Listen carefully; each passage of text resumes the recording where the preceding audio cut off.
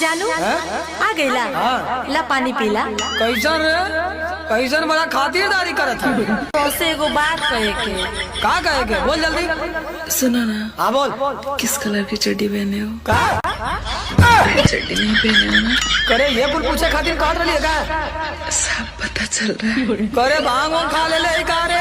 अरे नहीं जी, वो तो हम मजाक करत रहने हैं। हाँ तो मजाक करत है तो मजाक मत कर, सच्चाई का बतावत है। अच्छा ठीक बा सुना। हाँ बोल। सुनो मेरे बाबू मुझको आईफोन दिला दो ना। अरे मेरी जान अपना जिद ये तुम हटा दो ना।